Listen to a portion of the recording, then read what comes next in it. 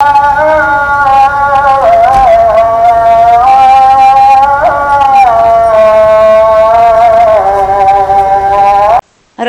wa Zanzibar na mwenyekiti wa Baraza la Mapinduzi Alhaji Daktari Hussein Ali Mwinyi amejumuika na waumini wa dini ya Kiislamu kwa sala ya Ijumaa msikiti wa Ijumaa Malindi. Akitoa nasaha zake kwa waumini, akawahimiza wananchi kuendeleza utaratibu wa kuiombea nchi amani ili mipango mengine ya maendeleo ifanyike. Kwa hivyo nachukua fursa hii kuungana na khatibu wetu ambaye kasema kwa ufasaha mkubwa umuhimu wa kudumisha amani, lakini umoja katika nchi, mshikamano, upendo ndio mambo ambayo yanafanya nchi iwe salama, lakini vile vile baada ya hapo unaweza ukafanya yale ya kimaendeleo unayoyataka.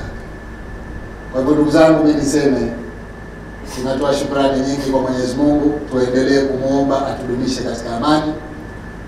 Alhaji Daktari Mwinyi hapa akasema baada ya kufanikiwa kukamilisha uchaguzi mkuu kwa amani na utulivu, ni lazima kumshukuru Mwenyezi Mungu na kuomba dua zaidi ili amani iendelee. Tumshukuru Mwenyezi Mungu. Tulimuomba sana kabla ya uchaguzi kwamba tujalie nchi yetu ibaki katika amani, nchi yetu iweze kudumu na amani hii tuliyokuwa nayo. Na alhamdulillah, kabla ya uchaguzi tumefanya kampeni zetu kwa amani na salama. Wakati wa uchaguzi tumepiga kura zetu kwa amani na usalama. Baada ya uchaguzi mpaka leo tunapozungumza tuko katika amani na usalama hapa nchini. Hatuna budi kumshukuru Mwenyezi Mungu, tunasema alhamdulillah. Na sisi viongozi tunaendelea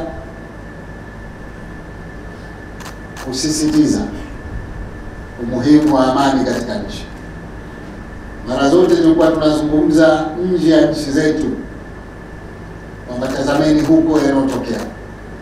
Mwenyezi Mungu safari hii katuonyesha ametokea ndani ya nchi yetu kwa upande wa pili, kwa bara.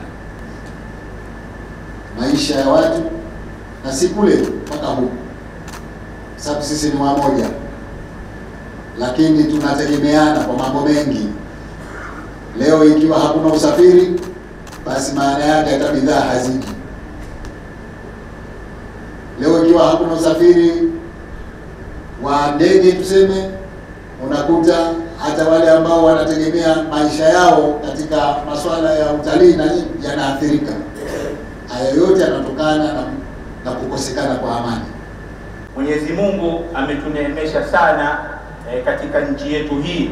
Ametupa neema ya umoja, ametupa neema ya mshikamano, ametupa neema ya kupendana. Basi neema hii inatakiwa tuidumishe. Tena katika masoko ya Libya unakuta korosho, unakuta nazi, unakuta bidhaa ambazo hazipo kule, hazipo katika bara Arabu. Kwa hivyo ile ilikuwa ni neema, wa ni'matu la tu'raf illa inda zawaliha au ba'da zawaliha. Neema haijulikani mpaka iondoke.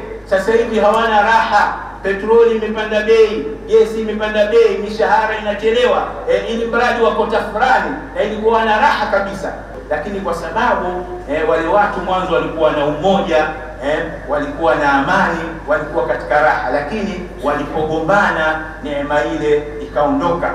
Kwa hivyo na sisi tuwe makini sana, tuwe makini sana, maslahi ya jumla tuyaweke pamoja. Mtume SAW ingekuwa kama hawatakii watu kheri yake, hawatakii umati wake kheri, asingepigwa Taif.